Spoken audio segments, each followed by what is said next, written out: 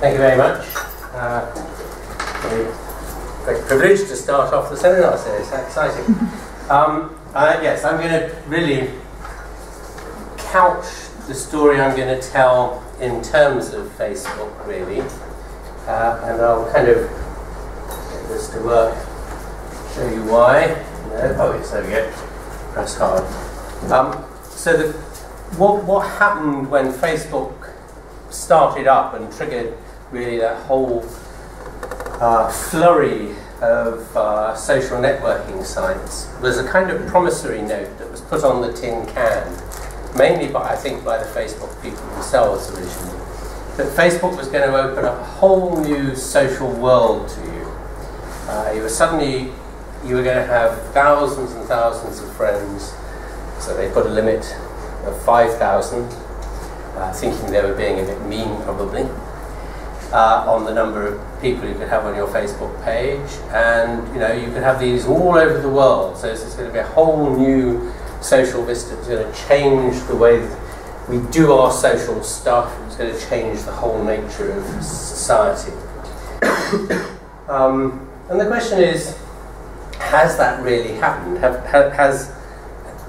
Well, the internet generally, and that's the growth in the internet, in particular in the developed world, over the last 20 years, no more. Really, has the promissory note on the tin can really borne fruit? And the answer I'm going to claim is it hasn't. It hasn't changed anything about the way your social world works. And there are very good biological reasons why that's so. We're going the wrong way. Just to prove that it hasn't actually changed your social world, these are Facebook's own data, right? Showing that it hasn't. So up here, it's a recent study that was carried out on 1 million Facebook users. You might have been one. 1 in 600 chances that you were one of them. Where they counted everybody on your Facebook page, and that's what the distribution looks like. Here's 5,000 is somewhere over here, the absolute upper limit. This has got clipped a bit. There's a tiny, tiny little yellow blip at that end, but there are a few people that really do have 5,000 people listed on their Facebook page. You can see the majority are somewhere in here, somewhere between around about 200 is where the sort of modal value is. So it still looks as though Facebook is a very small, compact social world. These big users out here are almost entirely professional users. So people using it is a cheap way of having a fan club. You're aspiring singer-songwriter or poet, and you can have a Facebook page. Cadbury's chocolates have several Facebook pages for some of their products. You can be a friend of Snickers if you want. People are, don't laugh, but a lot of people are. It's really weird. But there we go. We worried about Prince Charles talking to his rose bushes. Well, some people apparently talk to Snickers. And here are some data from Cameron Marlowe, who's at MIT, I think, but he's one of the in-house sociologists for Facebook that do a lot of analyses for people. And this was his attempt really to look at this same effect. What he's plotted here is the number of contacts, serious contacts people have. So it's looking at the traffic that goes on, who's posting to who on the Facebook page, who's actually replying to who. So he's just tried 3 different ways of measuring that, a very rigorous kind of repeated exchanges, and I think this is a much looser one. You just posted something each way once, as it were. Pink at the back are girls, blue at the front are boys, and he's just put them up for people who have about 50 friends on the Facebook page, 150 friends and 500 friends. And the point he's making here is simply that even though the number of friends increases by an order of magnitude from 50 to 500, the number of people you actually talk to on your Facebook page actually only increases by a factor of about 3. So most of the traffic is going between a very small little core group of people that are on your Facebook page or close friends, etc. No, there's technology. I was born in 1803, so I don't understand. Do it the old way. All right. So here's one reason. Sorry, I'm going to be blocking your view there. One reason why it might not work. This is a study we did about 2 years ago. We got a whole bunch of people to rate, at the end of each day over a fortnight, rate every single interaction they had with the 5 main friends that they had. So that's to figure out who their 5 closest friends were. At the end of each day, they rated every single interaction they had with that person during that day on a standard happiness scale. So it's a sort of satisfaction scale, satisfaction with the interaction, according to whether it was face-to-face, a Skype interaction, by phone, by instant messaging, by text, or an email or Facebook type exchange. We pull those two together. And you can see that, so that they're contacting most of these people by over that period of time by various different media, as it were. But you can see that Facebook and Skype produce much more satisfying interactions. People come out of them feeling much more contented about them, much warmer, if you like, than these other ones. And we think that's a consequence of 2 things. One is that Skype makes you feel like you're in the same room together. So you have what psychologists refer to as co-presence. You feel you're there physically with them. And secondly, it's multi-channel, so you're getting information about the interaction through several sources. All of these are single-channel processes. And in addition, it's much faster. So the big problem with these text-based ones, of course, is they're very clunky. You send a joke, 3 days later, somebody reads it and goes, yeah, what planet are you on? Jokes notoriously on email aren't very funny. There's something about the immediacy of it. So the same joke, somebody told you the same joke in the pub, and you'd be falling off your chair, right? That's the difference between these kind of multi-channel face-to-face media and these rather clunky type forms. So those 3 things make a big difference. But there is something else that it turns out makes a massive difference, and that's this stuff, laughter. So we asked them to rate whether or not laughter occurred. So these would be real laughter.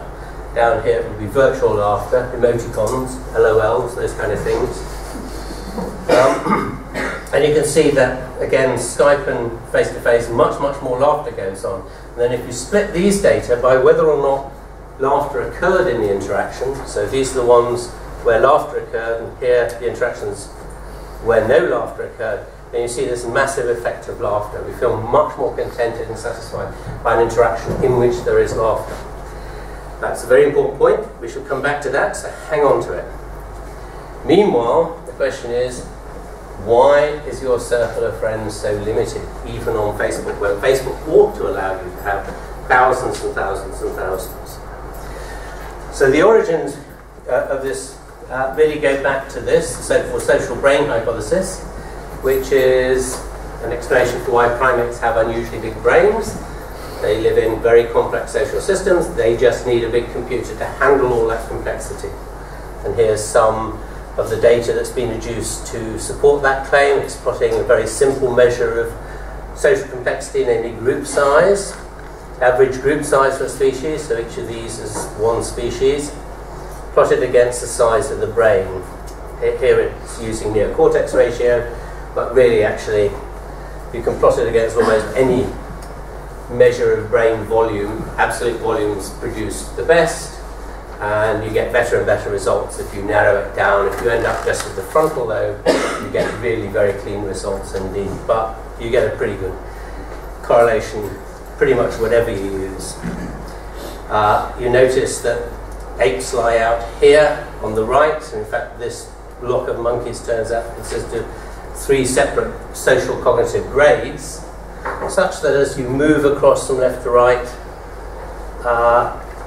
species on this side are using more brain power to support the same group size that species on this side use a smaller computer to do. So there's something about the cognitive and social complexity of species out here, like the apes, which is much more demanding of computer time for them. If we plug humans into that, We know where humans lie on this graph. Your neocortex, it counts about 80% of your total brain volume. It would bring you up onto the 8 line there and gives a prediction of 150. That's now known as Dunbar's number. Do we really live in groups of 150? The answer seems to be yes. There's lots of casual data that this number, or somewhere between 100 and 200, is extremely common. I'm not going to comment on any of them, although individually they're quite interesting. Most of them, however, come down to groups of people that have well-reciprocated relationships of trust and obligation and reciprocity.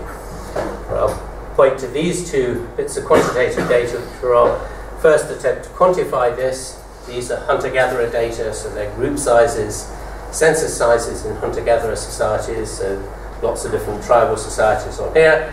Tribal societies are kind of multi-level, just like ours are. There are families, and within extended families, within parishes, within, I don't know, counties or something like that, you might think of that.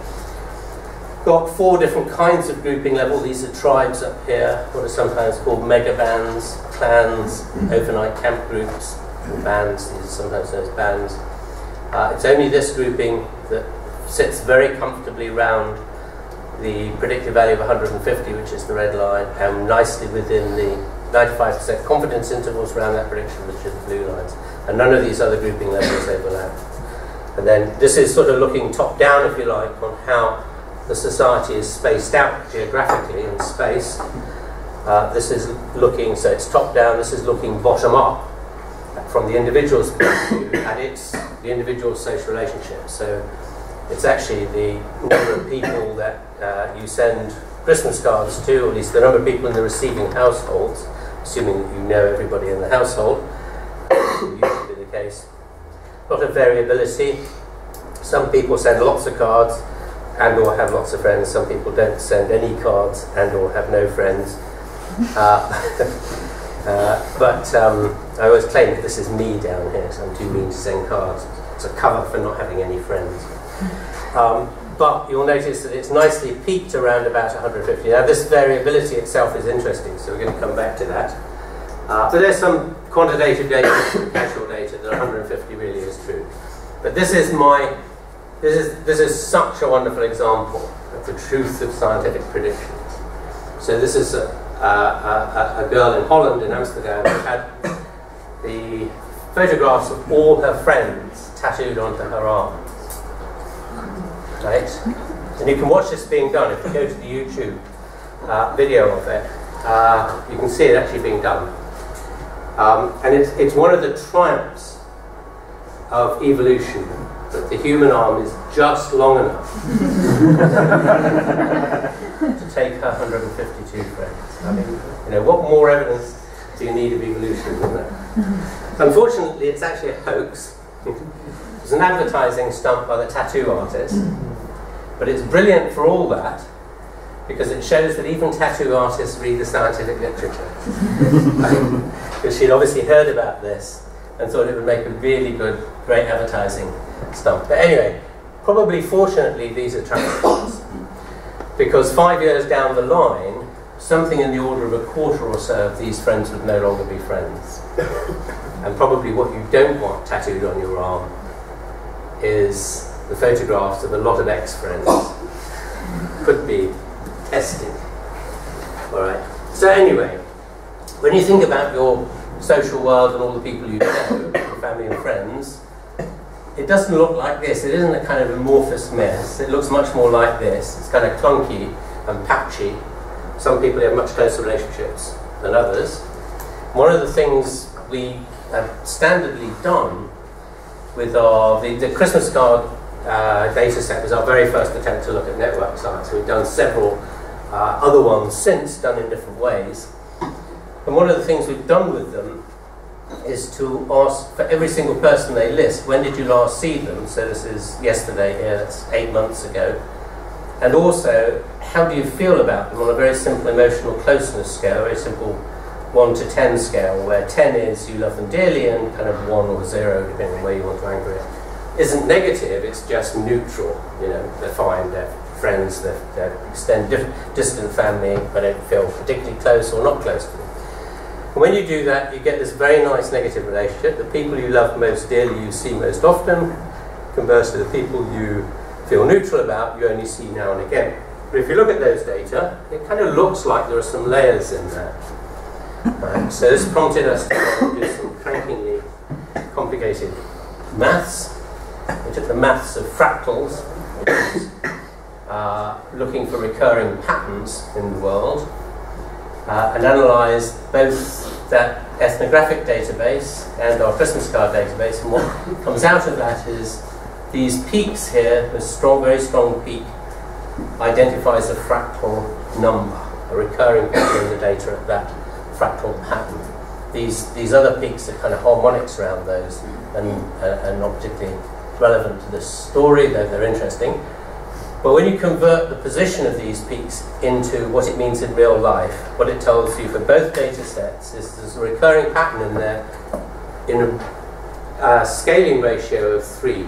So you've got effectively a series of layers, with each layer being 3 times bigger than the layer inside it. And what's interesting about this is the fact that you get exactly the same pattern whether you look top down on how the population is distributed in the world, geographically, that's to say basically the structure of organisations, or whether you look bottom up in how an individual social world is distributed. You get exactly the same pattern. It's quite extraordinary. Social psychologists have been quite puzzled by that, and we have no explanation. Here's another analysis by another group of anthropologists from America who analysed a different hunter-gatherer data set and did a much simpler analysis, which you can do on the back of an envelope. And these are the average sizes of different layers in the population. Here we don't identify the layers. The analysis tells us what the layers are. Here they identify the layers first. This is you, this is your family, this is your extended family, or what have you. This is overnight camp groups or something. So you identify what the layers are, and then you figure out what the average size is, and the slope on the line through those data gives you the scaling ratio, the recurring pattern. Basically what that means is, for you, and indeed for the structure of all organisations, that's what your social world looks like. You sit in the middle of a series of expanding circles. Here's you have a group of 5 very intimate friends, basically. Outside that, there's a layer that sums to 15 because it includes the 5 in the centre. The next layer is 50, then you get to 150. And then beyond that, we know there are at least 2 more layers, one at 500, one at 1500. This boundary here is very critical in that it demarcates relationships which have a history, or reciprocal, or relationships of trust and obligation. If you ask anybody in this circle to do a favour for you, the likelihood is they will. Anybody outside that circle in these other 2 circles is mostly one-way relationship. So you know who they are, they don't know who you are. These are, the 500 layer really identifies acquaintances, so people you have a kind of casual passing relationship with, who you know but you wouldn't count as a friend. 1500 seems to refer to the number of faces you can put names to. That's been known for quite a long time. And this is roughly the rates of contact you have. This is rates per day, so it goes from 0 to 0.4 up here.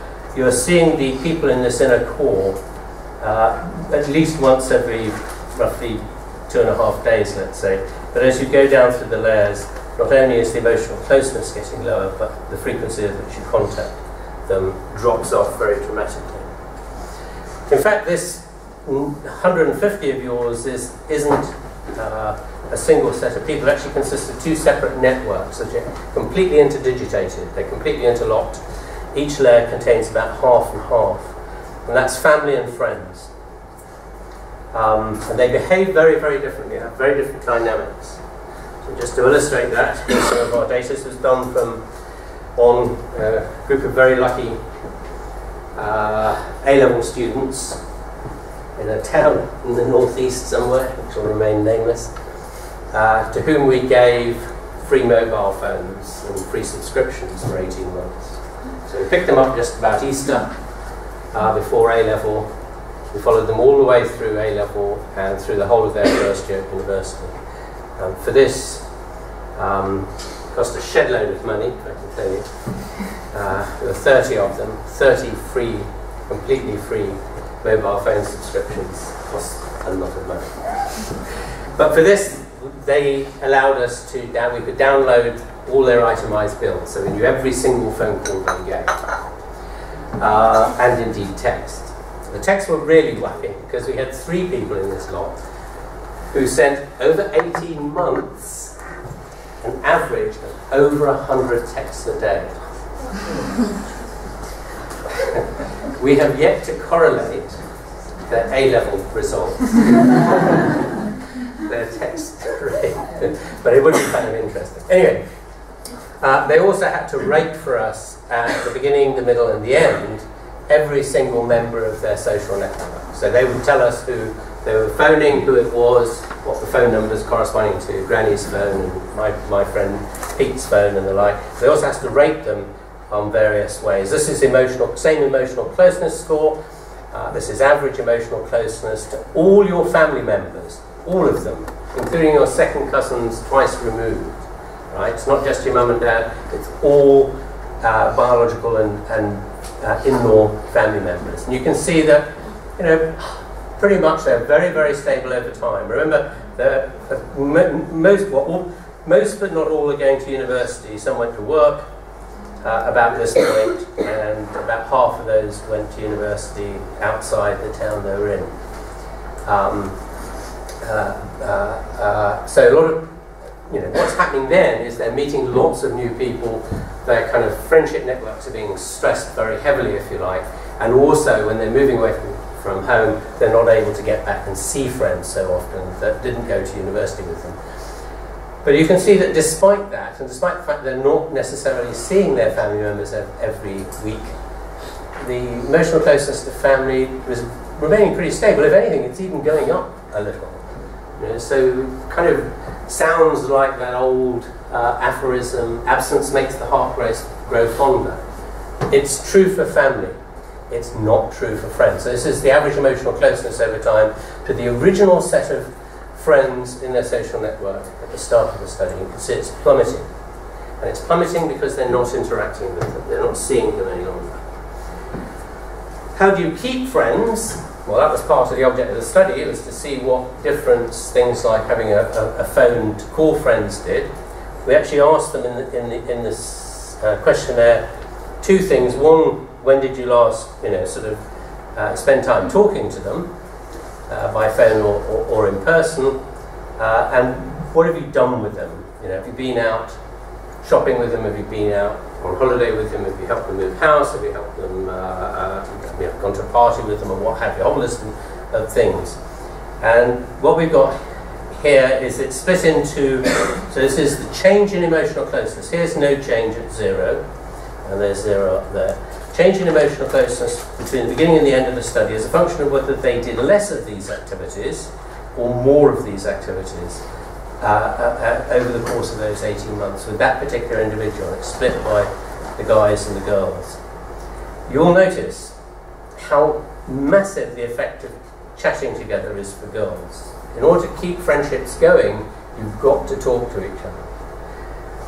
I will point out to the girls, talking has absolutely no effect on boys' relationships at all. Conversely, doing stuff together, well, it's quite important for girls, but actually it's much more important for boys. So it looks like there are 2 completely separate social worlds. Girls service their relationships by talking together, and that's really crucial.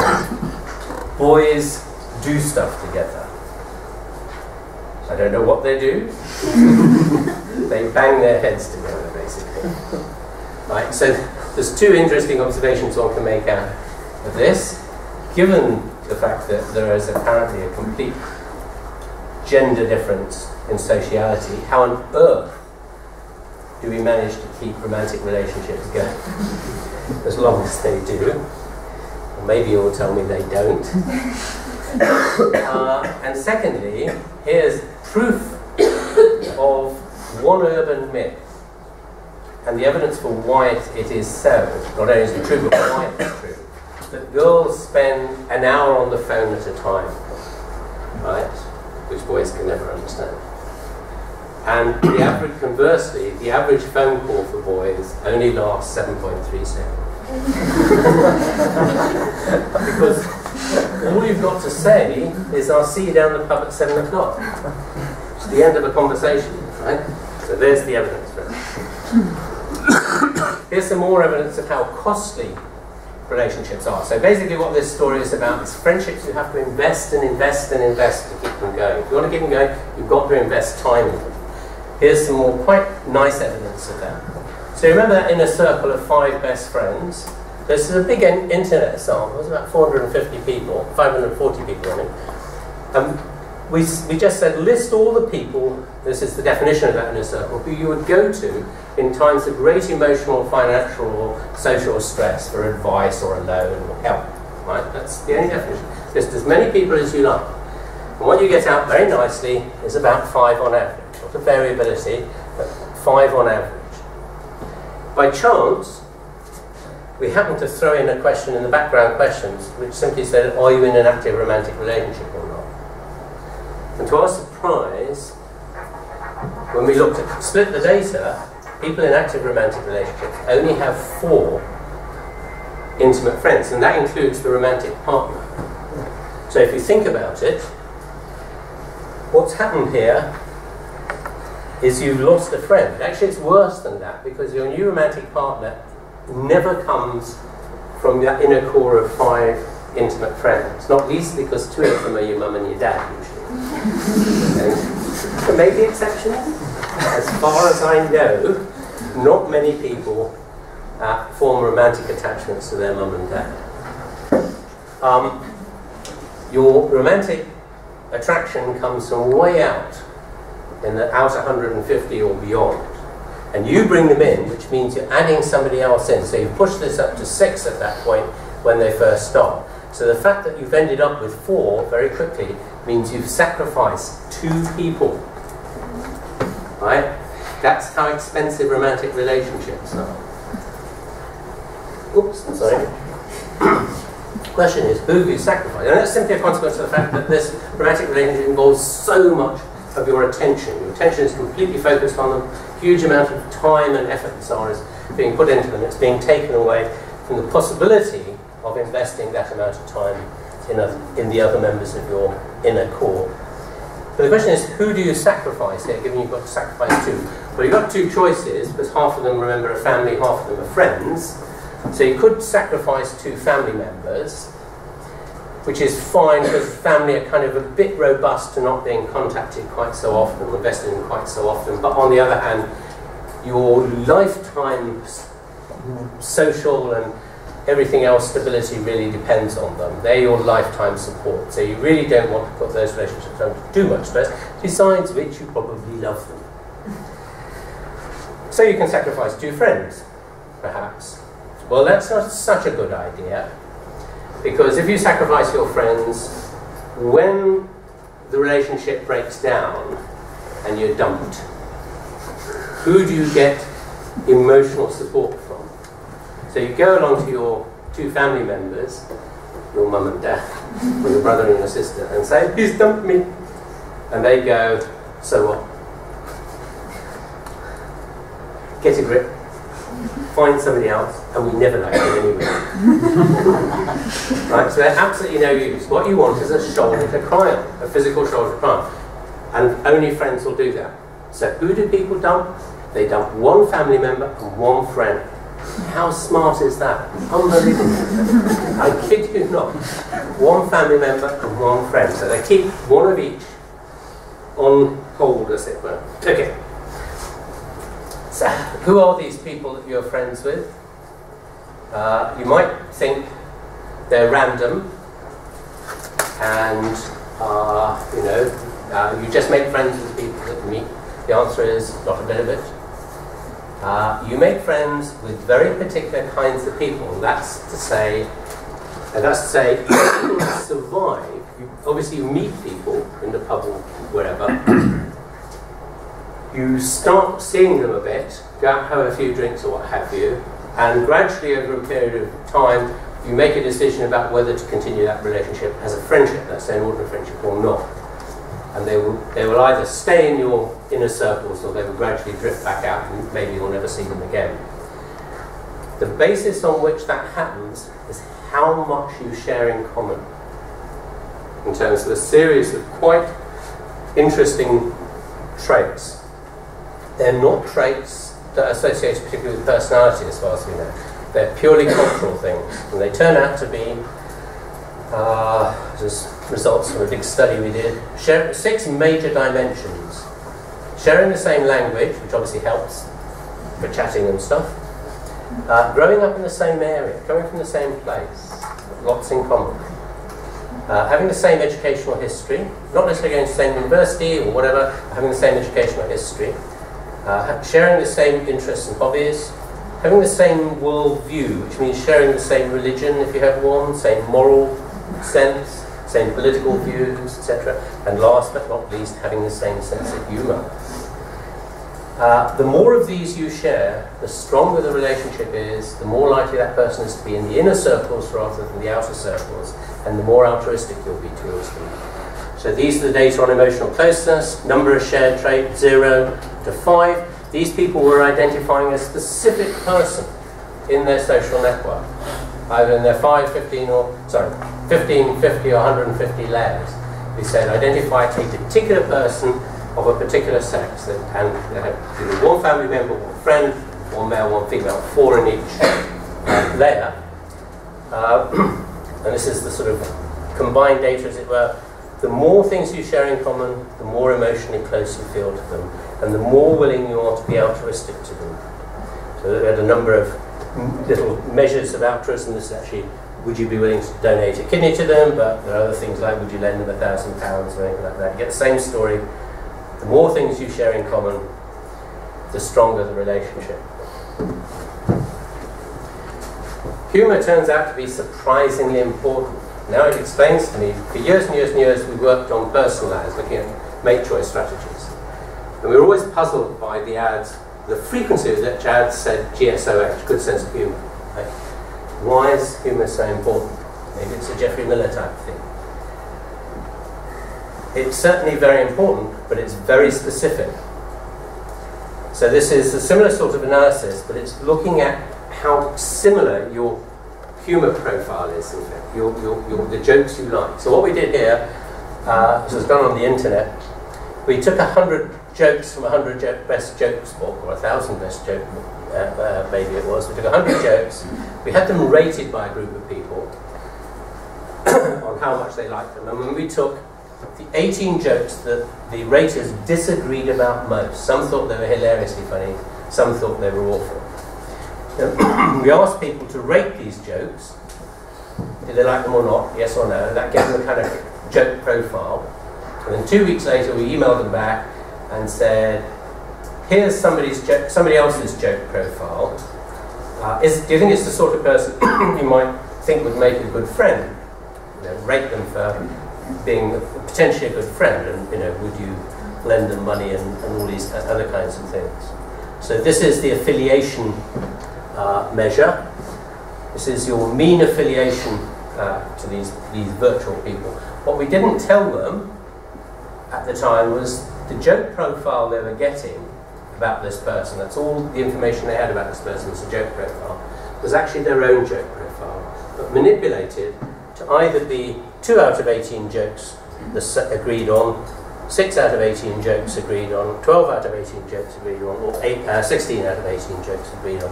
As you can see, there's a very nice linear relationship. The more similar your joke profile is to somebody, the more you feel they might make a good friend, and the more willing you are to be altruistic to them. Friendship is weird, weird stuff. There's another surprising little thing. Sexual segregation. Sexual segregation is big stuff in ungulate research because things like goats,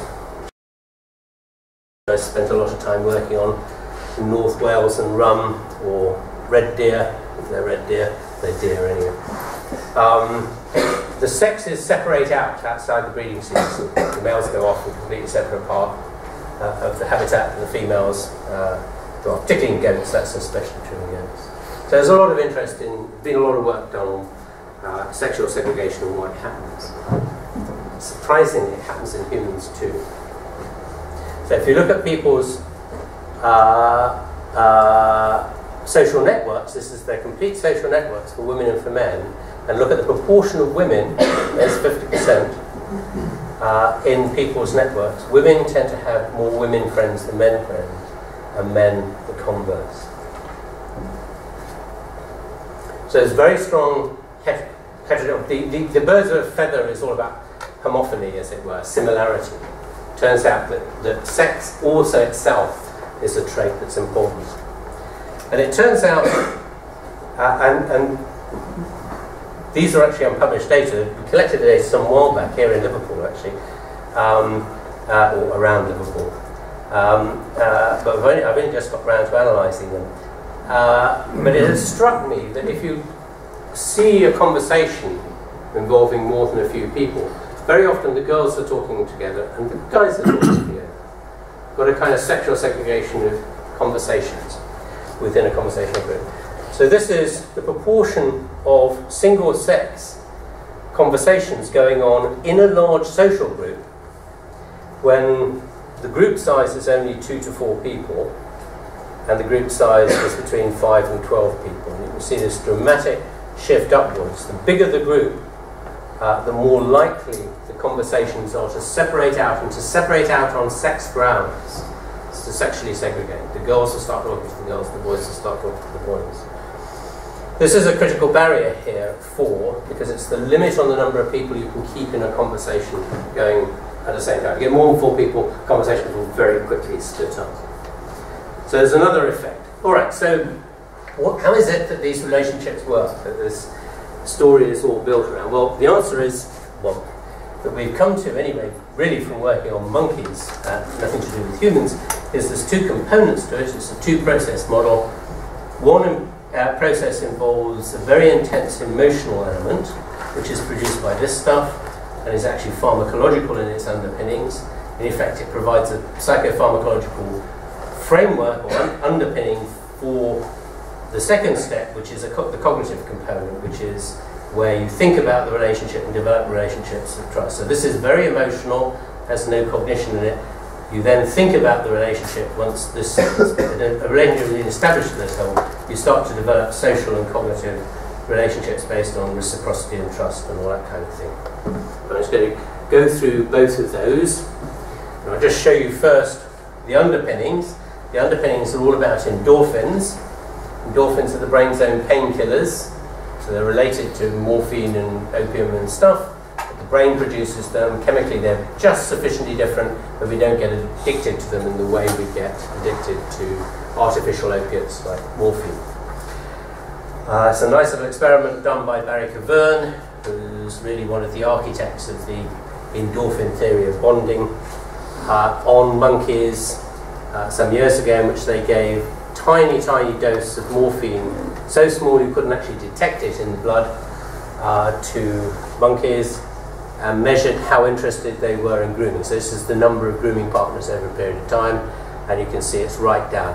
And here's the control. This control group is given saline, completely neutral obviously, and they're grooming away madly. And then, interestingly and neatly, he did the reverse experiment, which was to give monkeys naltrexone, which is an opiate blocker. Ooh. Terribly sorry for that. Which did I hit? I don't know. We'll try that. It's the wrong block. It's the head block. It locks onto the receptor sites, but it's completely pharmacologically neutral as far as the receptor sites go. So it blocks up the sites, and you get no response. And as a result of that, these monkeys just couldn't get enough grooming. They were going round and round asking for more, whereas the saline controls, again, were asking for much less interested. Don't ask me why. The difference between the 2 saline controls, I have no idea. But the experiment stands the test of time. It's a very neat little experiment. So that's the underpinning of it. The whole thing is driven basically by endorphins. So let's go back to these 2 mechanisms. I'll start at the back, if you like, with the cognition. The cognition has something to do with this kind of stuff. what's known as mentalizing or intentionality, theory of mind. So all these things come in, they form a natural hierarchy, recursive hierarchy. Jack here is in first order intentionality, as it's called. He has a belief about the world. He believes that something's true. Jill is in second order. She believes that Jack believes that something's true. So she has a belief in somebody else's mind state. This is formal theory of mind, second order intentionality. Kids have achieved that level at about the age of 5. So it's not hugely sophisticated because adults go on over here somewhere. So we set about some years ago trying to benchmark how good adults actually were. What the typical adult, average adult, normal adult can cope with is a fifth order intentional state, which looks a bit like that. I intend that you believe, that Fred understands, that we want him to be willing to do something. So each of these underlined words is an intentional state, a mind state. And here are data from one of those studies. Here are the orders of intentionality, rather dubiously going up to 8th and 9th order, I think. Probably these extremes are artifactual, but this is just the frequency of people who, this is the best they could do, so 4th order and 5th order and so on. You can see it's nicely peaked here at 5th order. That seems to be the norm, with a lot of variability around it. So what we did in this study, and have done several times since, we got people to do these tests. We said, okay, list out all the people in your inner circle. You can see it's quite variable, but the nice thing is there's a very nice correlation here, very significant correlation between how good you are on these kind of mentalizing tasks and how many friends you have, intimate friends. A lot of scatter. Some of that scatter is due to sex differences, because girls are better on these tasks than boys, and therefore they typically have more friends. You saw that actually on the, if you remember, on the Facebook data that I showed you right at the beginning. Some of it's due to personality differences that we can show. But aside from that, we've got this nice relationship, and we've found it in several data sets now, so it's very robust. So, in effect, what's happening here is, think of it as a juggler juggling balls here. So the better you are at juggling, the more balls you can keep in the air at the same time, the more relationships you can keep going simultaneously without confusing them or saying the wrong thing to the wrong person. That kind of thing. So what we have here is a bit of behavioral output, and what we have here is a bit of software, cognition, and that raises the question as to whether these two, or this relationship here, also relates to the hardware underneath the brain. So that took us off into neuroimaging. These are the results of several studies we've done. This is a kind of gross analysis, just looking at the volume of these areas. And it turns out that this area here at the front of the brain, just above the eye, the orbitofrontal cortex, correlates, is the area that correlates best with, well, it's the only area that actually, out of the whole of the frontal lobe, predicts both your mentalizing competences and the number of friends you have. And this is a voxel-based morphometry study, which is looking on a very, very fine, small scale at the amount of grey matter. This is white matter plus grey matter. This is only looking at grey matter and looking at it on a voxel by voxel basis, or at least a small number of voxels. And again, it turns out that just up in here is an area where the number of friends you have and your mentalizing competences converge. And both are predicted by the amount of grey matter in those areas. So here's evidence. The size of your brain determines your mentalizing competences, and the mentalizing competences in turn determine the number of friends you have. That's how it actually seems to work. Okay, so that's the cognitive bit. Here's the back to the grooming bit. Now, this is all about time, and this is why time was so important. We plot time devoted to social interaction, which is mostly grooming. In monkeys, these are species averages plotted against group size. You get a sort of general linear relationship which tails off here because people have to live. They have to go and find food and stuff. So what you find is that primates don't spend more than 20% of their day. It's a fifth of the day. That's a heck of a lot engaged in this silly stuff when they could be doing useful stuff, feeding. So that alone tells you it's very important. But obviously species that come from very small groups don't spend very much time. Well, if you take that linear relationship and forget the tailing off here and ask what we would have to have if we were bonding our groups the same way as monkeys and apes do, so we just plug us into where we should be here with groups of 150 and read it off, you get something like 45% of the day should have to be devoted to this activity, which is clearly impossible, and indeed doesn't happen. So here are data. This is the average for about 7 studies of time budgets in humans from all over the world. The average turns out to be exactly 20%.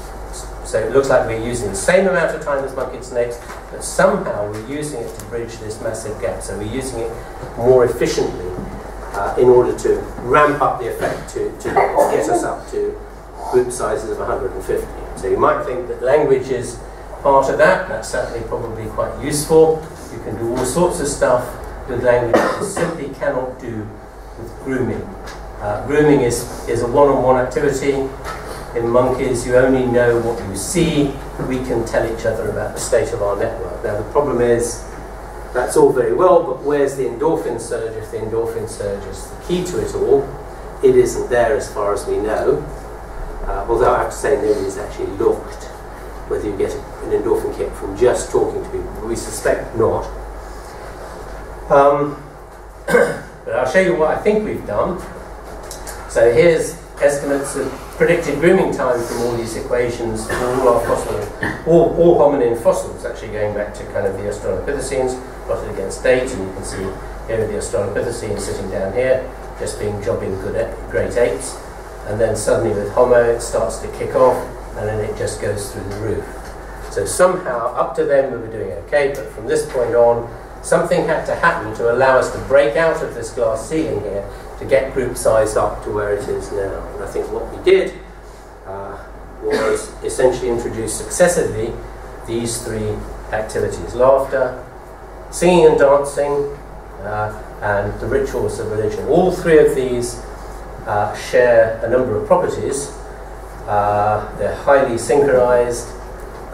These 2 are very segmented, so those properties are important precursors to language. All 3 of them are very good at triggering endorphins. They probably came in at these 3 steps. Laughter here, we share that with great apes, so it's no big deal as well. Music and singing probably, as Steve Michael argued, with archaic humans, and the rituals of religion with the anatomically modern humans, because you need language for that.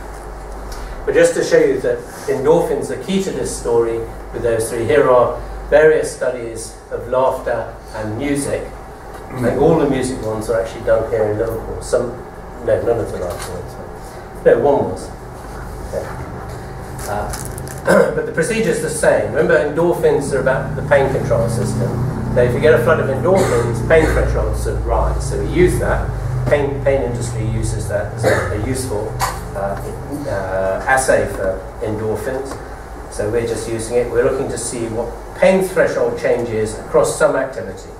We're measuring pain threshold either by sticking your arm in a bunch of iced water, or how long can you stand an old-fashioned blood monitor. And you're doing various activities. There's an experimental group doing the thing which we think produces endorphins. There's a control group doing anything but. So here, this was a charismatic Christian religious service. So lots of singing and kind of upper body movement, loads of hallelujahs and stuff. This is an Anglican prayer group, no singing. You will notice why charismatic Christians have smiley faces. They're getting a big kick of endorphins. Anglicanism is very boring. No, sorry. This is a drumming circle. This is the staff in the HMV music shop, as it was, if it's still there, I don't know, down in the city centre. They're listening to music all day, they're just not doing it. These were our MSc students watching a very boring, dare I say this, film by the Dean on drug abuse. So there's a film we downloaded from an American liberal arts college. And these were doing music in various ways. These were performing music or singing. These were just mostly various forms of listening to music. And the point is, you can see when you're actively doing music, you get this uplift suggesting endorphins, and when you're not, or when you're just listening, it is really the activity, there's no change. So what we're measuring here is the change from pre to post. There's no change, 0. And this is the same for a whole series of laughter things. with the exception of this one, which was done live at the Edinburgh Fringe, which I thought was brilliant. One of the MSc students that did that had this idea and went up and did it. They were watching stand-up comedy shows, they were watching little drama plays. These were all otherwise watching videos of stand-up comedians, so you know, people like Michael McIntyre, an outtake, 10-minute out, 15-minute outtake, and these people watching something boring, such as, for example, golfing instruction videos. Nobody ever laughs at for some reason. And you can see this massive difference here. If you don't laugh, and you can show that this lot laughed and this lot didn't laugh, and that the change in pain threshold correlates with the amount of laughter. So there's the endorphins coming through. So here we have a problem now, just to finish up, for you to solve. You're the next generation, you're going to have to deal with it. The world is becoming increasingly globalized, it's becoming increasingly urbanized. In 1800, 2% of the world's population lived in cities. Currently it's about 50%, I think. Forecast from the UN is that by 2050 it will be 80%. Cities are not great places for social cohesion or for social and political engagement. So they're very dispiriting places to live in. People become kind of isolated and so on. It is not, both of these are not good recipes for large-scale social cohesion, but we're being forced into a situation where we have to do it better, right? So globalization, the same problem in a different way, and that is, and it's the banker's paradox, if you like, problem, that because companies can base themselves all over the world, and they are international now, the big companies, nothing you can do can affect what they do, right? So you have no control over what happens anymore, because a company based in, you know, who knows where, Timbuktu or China or Washington, decides what goes on here and whether influences a lot of what you do. Right? So you're losing control over your life in effect, in a crude sort of sense. And it's going from this situation where everybody knew everybody else and everybody interacted with each other. The stepping stone, the way to that is the amount of economic mobility we have now. It's really in the last 50 years. So as a result of that, your social network, instead of being in a village where everybody knows everybody else and everybody's 150 is everybody else 150, your network is now broken up into a lot of little, and it will get worse as you get older and move about more. It's broken up into a lot of small sub-networks which are distributed all over the country. So that your friends from home, there's your friends from here, the university here, there'll be your friends from work in London, the friends you met in Thailand or wherever. And these groups of people don't meet each other anymore. So networks are losing coherence in the context where you're getting this increasing globalization, increasingly less control. And that's therefore a serious problem. And the only solution to it that I can see really is the internet. So things like Facebook have to work better. But the point is, they don't. They're not doing anything that's any different to what we always did. Okay, they're allowing you to keep contact with friends who've gone off somewhere else, but they're not allowing you to have a bigger social network. So they're not allowing us to have kind of a more integrated society as a result, really. And that problem won't be solved, I suspect, until, at least at one level, the internet, social networking type sites are able to bring the endorphin effect into play. Because if you think about it, what laughter, dancing and rituals of religion have been doing is expanding the number of people that you get this endorphin kick with. Grooming is a one-on-one thing. You still do it. We call it cuddling and patting and petting and stuff. But what laughter does is allow you to do this, trigger endorphin surges in several people at the same time. Doing singing songs or dancing allows you to do it with even more, and the rituals of religion allow you to do it with even more. And so the question is, how do we get a super network, as it were, doing this on a much, much bigger scale? And the answer has probably to come from some form of virtual touch. Virtual touch has become a kind of, people are starting to get interested in doing stuff, but it's very difficult to do. This is one attempt to do this, it's very clunky. It's called the hug, which was developed at Carnegie Mellon university in America, sort of your granny can have one, and you have one, and when you stroke it, your granny's one through the internet. What does it do? It vibrates, I think. And if you squeeze yours, your granny's one warms, gets hotter. Right? So she can feel you doing things. But it's terribly, terribly clunky, and it's hard to see lots of people doing this simultaneously. And it would kind of look a bit odd if you were wandering down the street with your hugging your granny in far-off nether parts of the world. But it is quite. And I had a demonstration of one which was really simple. It's just rollers. So you had a little set of 3 rollers which you rolled with your hand, and somebody at the other end of the wire, as it were, elsewhere in the building, had 3 rollers. And when you sort of just jiggle the rollers a bit, they can feel you doing that. It's absolutely extraordinary. It's like playing footsie under the table on the internet. I mean, it is really weird. But you can see how this really works. But anyway, that's the problem. You're here to solve that problem. And I promise you, if you can figure it out, you'll get the next Nobel Peace Prize. Thank you very much.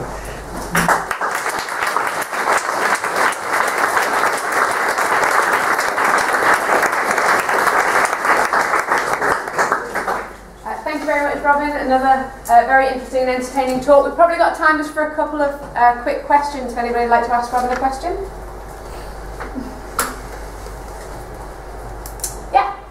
Do you think that maybe a change in the economy worldwide might solve this problem?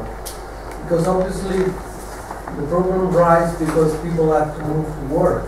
Yeah. And if the economy would allow people to stay in their own country, probably... So virtual offices through the internet. Yeah. This is a serious proposition, and I have to say a lot of the big companies have been trying to do this for the last 20 years nearly, I think, particularly big offices in London or big city centres, because what they do is they disperse the offices around the country, so you can go and live in your nice little cottage in the, on the Isle of Skye, and the company can then sell off this incredibly expensive office block in central London, pocket shed loads of money.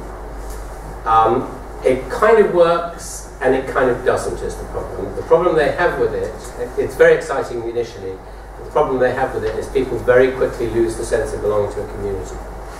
So, basically the reason the banks failed 5 years ago, whatever it was, 6 years ago, is because they lost control. They became too big and they lost control of what was going on the trading floors.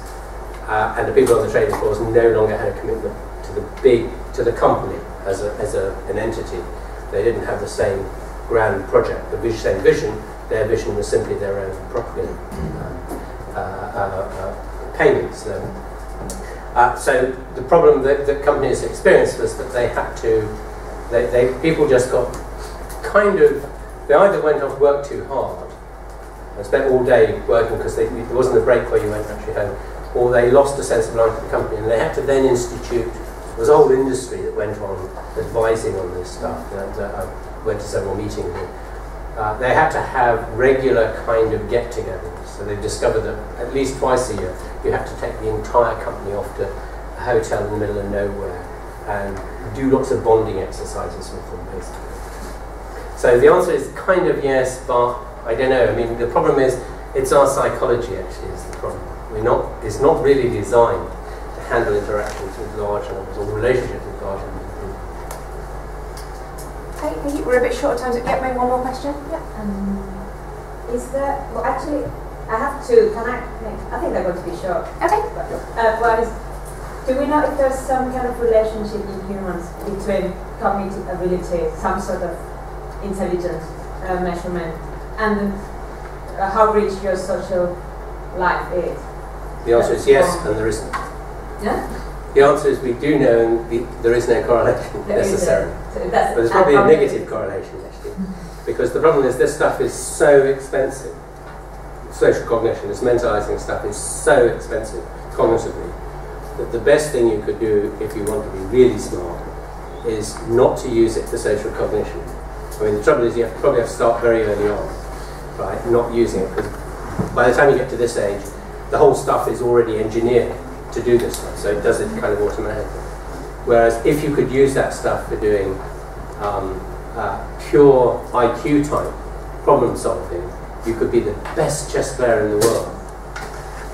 But most of us aren't going to make it, because 3/4 of the smart end of the brain is taken up with this stupid social stuff. Second question is? Well, I guess I can anticipate the answer, but saying that being in a romantic relationship will affect your friendship. What about having children, for instance? I mean, they are time demanding, but you cannot rely on babies for support, emotional support, or advice. I mean, the sociology and social psychology literatures, I think, basically tell you, and it's not so terribly surprising, is your social circle shrinks because of that. And you see that in monkeys. And there's nice data from monkeys showing exactly that effect. What you do is you drop out your casual relationships because you haven't got time, but you keep going with the ones that really matter to you. You keep investing in them. So you just shut your peripheral social world down and just go hang. The important thing for us is that kinship seems to be so overridingly important that at least those relationships are preserved. So those are the ones you can come back to, and they will always be there. And in that sense, the problem is not completely disastrous, because the relationships that probably are most important come in effect for free. Because all you need to know is their kin, and all they need to know is your kin. And that, for some reason which we don't understand, because these are not conventional Hamilton type kinship relationships, these are the extended ones out there, and the only reason we know their kin is somebody told us, and they're purely linguistic categories. But those relationships seem to be unbelievably stable, and just as stable as your inner ones. Yes, he says, preempting the chair. Sorry? Does that mean you have less internet-based, or say Facebook friends being your kin, than you do people who are further away? It's an interesting, I don't know if anybody's actually ever looked at that. Good question. The problem with Facebook just taking friends is because Facebook haven't differentiated between friends of different kinds. It's not clear what they are, so you have to look at the traffic. If you look at the traffic, you get these layers. What their relationship is to you now? You do now, yes. Yeah. But you know, sort of the urban myth that everybody has, you know, everybody knows people who have 500 or 1,000 Facebook friends. Everybody's incredibly social. It turns out not to be a very, very small number of people. And they're probably mostly boys in a competition to see who can get the most. Teenagers. You know, if you look at the actual traffic that goes on, what you see is these layers beautifully replicated. 5, 15, 50, 150 layers. So when you are signing up, when Facebook sends you a message, as it used to do, perhaps not so much now because it's a bit smarter, saying, you know, why don't you friend this person who's a friend of a friend of a friend, and everybody used to go, okay, tick. All they're doing is extending your layers out into the next layer out, the 500 layer, of people who you have some vague, casual reason for, you know, having some kind of association with, but you don't really know much about them. They're not the sort of people you would probably ask home on Saturday night. You know, so you know, all Facebook in effect was doing what we do in everyday life anyway. You know, you have this outer layer going out to about 500. So it's not terribly surprising that some people went to those things. But what it seems happens is that people are fairly careful, certainly increasingly so now, I think over the years, of pruning, preventing, you know, the system getting out of hand, and only having on Facebook the people who they consider some kind of residual relationship. Thank you very much, Robin. I'm sorry, that's all the questions we've got time for.